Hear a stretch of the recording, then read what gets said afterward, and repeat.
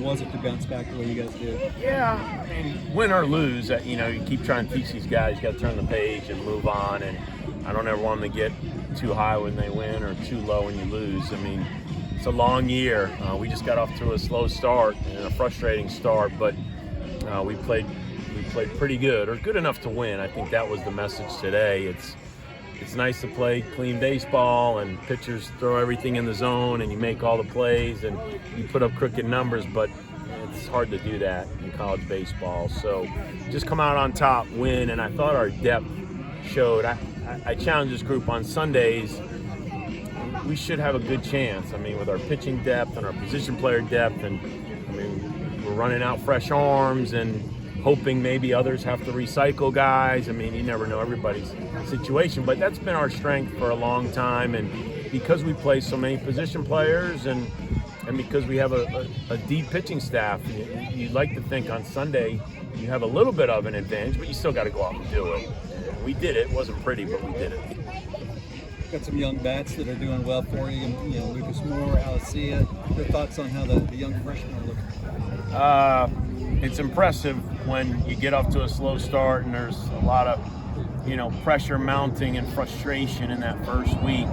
But the young kids, you could just see they're happy to be playing. Like, they want to win, but for Rose and Moore, and then, if Alicea's in the 9-hole, you got 3 in a row. And man, they moved the baseball. They got competitive at bats. When Zion got in the mix, it just seemed to change our offense. It allowed us to bump Benson, maybe at 2 or 3, and add speed, athleticism in our lineup. So I'm happy with the young guys, but the old guys know they're the ones that got to tote the mail. They're the ones that got to be consistent, handle the storms, show the toughness that I know they have, and we have a lot of areas that we're going to improve in, from week 1 or week 2 of the season. What was the message to the guys after the Bonnies put up that 5 spot in the top of the 8th, and how pleased were you that you were able to see them go out there and respond and put up that big crooked number? Super pleased. Like, we turned to the scoreboard, and you're not going to score 8 runs all the time, but it's just when they see it and they believe it, it can happen. So don't give up, man. There's a lot of big scores in college baseball. There's a lot of parity. You got to play a complete game.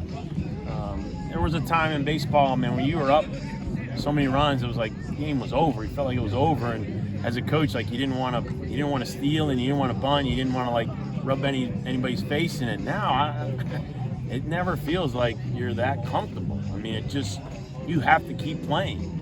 With just the way the strike zone seems to be, and the offensive numbers you see across the country, man, you got to keep playing in all 3 areas. Your pitcher's got to show toughness, you got to make plays, and then, you got to keep scoring. So that was probably the highlight of the day, knowing, man, you could score 8 in an inning. Patrick Forbes out on the mound for his first start. Your thoughts on his I thought he was really good. I mean, I give their hitters a lot of credit. They had a phenomenal approach. Don't try to catch him out in front. You're probably not going to hit off the eye drop. After that first time through the lineup, man, it was fastball command with some life, landing the breaking ball. Man, they did a phenomenal job of just swing playing, moving the ball, letting it get deep, and they found some holes, But the good news was, I think it's good for Patrick that he had to pitch with a little bit of trouble. I mean, he could have rolled in that 3rd inning, and then we take him out, and it's a clean, easy outing. But sometimes I say, hey, you know what? It's probably good that he went through a rally there, and he had to pitch his way out of it, and he had runners in scoring position, and the game's tight. So, but I thought overall he looked good. You mentioned Zion. You've had a lot of high prospect, highly regarded prospects that ended up coming here, and then you helped develop him and move him on. Not to compare, but is he one of those guys that he just seems professional? He seems like he's got the whole package of everything. Yeah, I think what's always made the young players special. We've had so many young guys that have been really good. There's no entitlement. That's just not easy in this day and age when there's so many great services out there, and there's a lot of coverage, and people know about these guys, and that they could think they're going to come in and it's owed to them, and that's just. But the great ones, no entitlement, man. They work every day. They don't have it all figured out, but the effort's there, and they just show up and they compete. So I'm really pleased with Zion, because I've been looking forward to coaching him now for a few years, and was so glad he chose to come to school, because he had options to sign professionally, and he hasn't figured it all out yet. He's got a long way to go, but man, he's going in the right direction, and he's fun. I walked up to him on deck there, and glad I gave him that one last at bat, just because he's coming off the leg injury. He's played a lot this weekend, and I didn't want to get greedy. I didn't know he was going to hit a home run, but I just asked him, man, just don't sprint.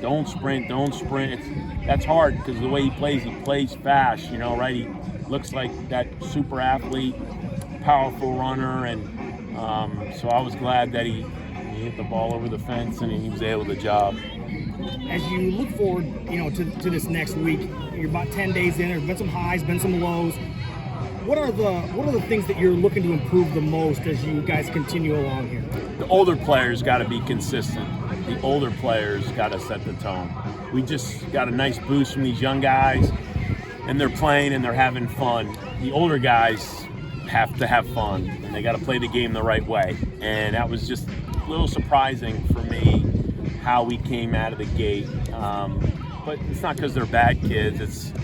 I think they want it sometimes so bad, and they just press a little bit and they try to force things to happen. And so I just hope they play much more of an even keel, and let's allow the young guys to, you don't have to make mistakes, but let's allow them to go through some growing pains, and I think we will. I mean, the older guys have responded, and they're more prepared for obviously the length of the season and the challenges ahead. Thanks, sir. All right.